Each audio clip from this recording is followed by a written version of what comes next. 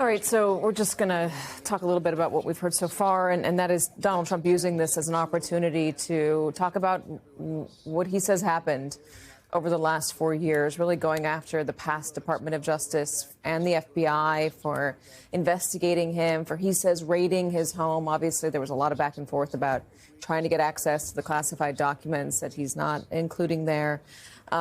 He's name-checking a lot of his administration officials. He name-checked Stephen Miller, name-checking Emil Bove, talking about the Hunter Biden laptop and mentioning directly the 51 intelligence agents that said Hunter Biden's laptop came from Russia. He's already revoked their security clearance. But I guess my question, Lisa, is if we're listening closely to this, do we expect investigations into the people that he's named? Well, I think part of that, or cited. I think part of that turns on who remains at the Department of Justice and who's in control, and goes back to the question that you sort of asked Chris about whether the rank and file is going to tolerate this and go along with it. So partially it turns on who at the Department of Justice is willing to accept these orders. For the most part, we're seeing resistance both at Main Justice and in U.S. attorneys' offices around the country, including the flagship U.S. Attorney's Office, the Southern District of New York. But he's name-checking people that he believes are worthy of either investigation and or prosecution. One of the things that particularly piqued my interest here is the name-checking of two people in particular, the Marks. Mark Elias, who is a lawyer who was involved with the 2016 Hillary Clinton campaign and was a person whose hiring of a researcher led to essentially the beginning of the Russia investigation. The second Mark that he name-checked is Mark Pomerantz, who worked in the Manhattan DA's office and disagreed with certain decisions that were made there. He says that based on what Mark Pomerantz said, that there was no case, that of course Alvin Bragg's prosecution of him was unfounded. But of course, there can be differences of opinion between prosecutors, and there are many people who believe that what Mark Pomerantz did here was itself unfounded, unprecedented, by basically opening the books of Manhattan DA's office and second-guessing what had happened. He also didn't account for the fact that Alvin Bragg and his prosecutors took a second look. They wanted to essentially do their own investigation. But if I were listening to this, is he trying to just throw the base some red meat?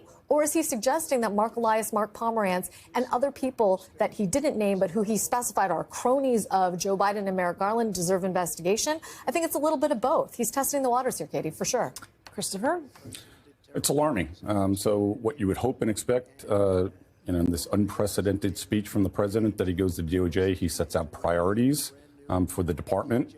Talks about, the concern about declaring war on crime like J. Edgar Hoover did famously back in the day, but really talk about how he's going to empower the DOJ and the FBI to go after these concerns to bring security and law enforcement to the United States, but based on justice and truth and integrity. What we're hearing here is political rants based on conspiracy theories and misinformation and disinformation. Do we have a historical parallel?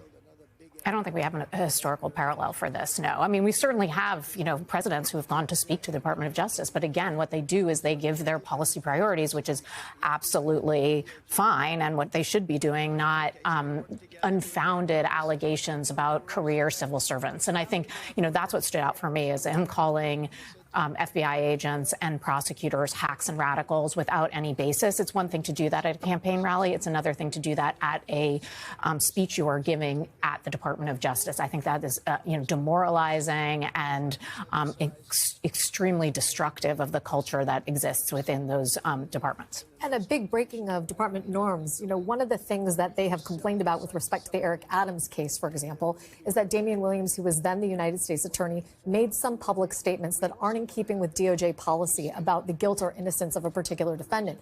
But here's Donald Trump on the main stage of the Great Hall of the Department of Justice saying that people who were involved in the two federal investigations of him, and this is his quote, not mine, broke the law on a colossal scale. He has imputed guilt to people who have not even been investigated, as far as we know, much less prosecuted yet. Okay, say the DOJ doesn't find anybody to go after them and investigate them, or say that he doesn't have the means with which to really prosecute any of the people that he's name-checking here. What does Congress do? Congress run by Republicans. Can Congress do much of this work for him? Well, look, you can find people to sign subpoenas at the Department of Justice. That certainly you can do, even if you can't find a case team, for example, willing to charge. And one of the fears that I have, and I've heard voiced by people who have been affiliated with the Department of Justice, is that DOJ will send out subpoenas and do essentially congressional investigative work that Congress can't do on its own. It's really difficult to enforce a congressional subpoena.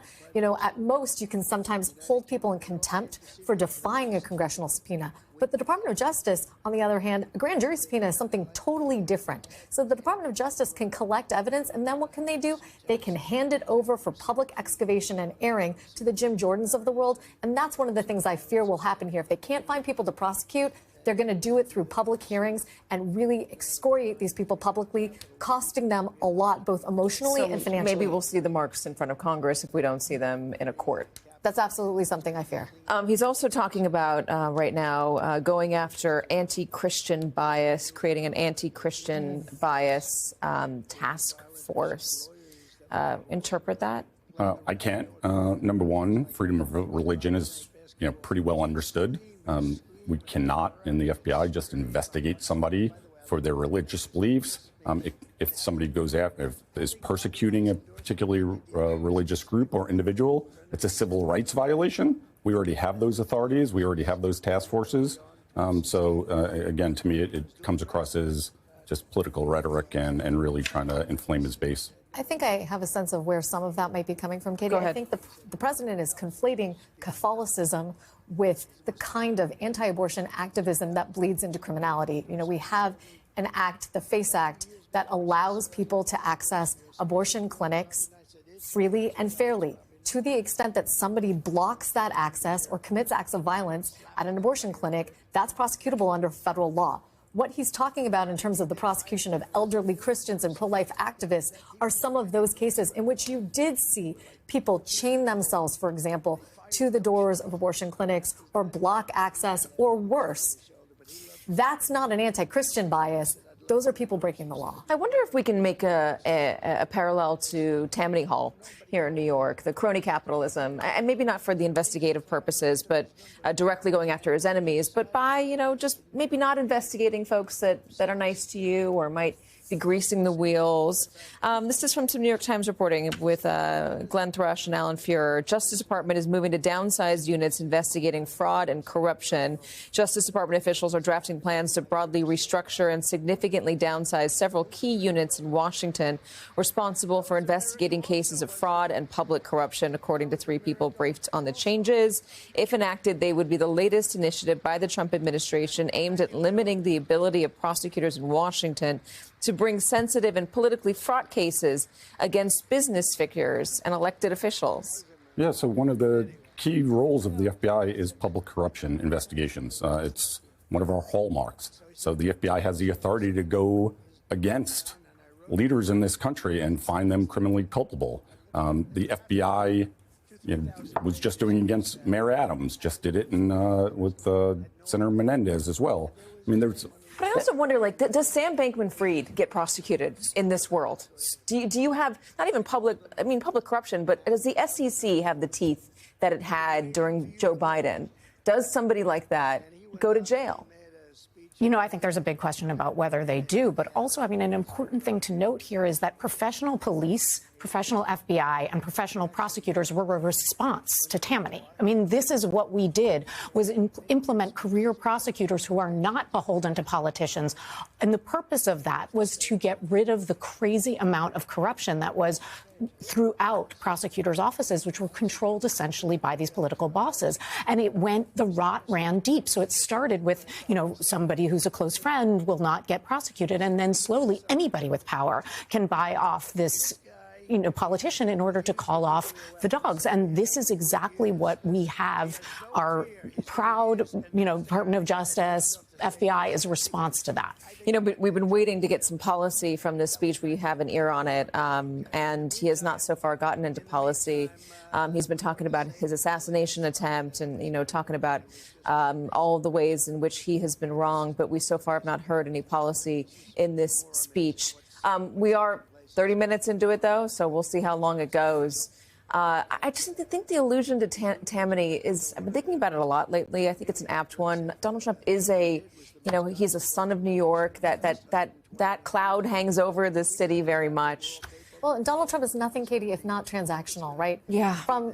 For those of us who have been watching him either in the legal or political sphere for as long as I know you have, and for as long as I have, I think your question about whether somebody like Sam Bankman-Fried gets prosecuted in this administration turns on the answer to what have you done for me lately? Yeah. I think a lot of that is going to be determinative of who gets prosecuted and who doesn't, even if certain types of prosecutions are more disfavored and less resource rich than they have been in prior administrations.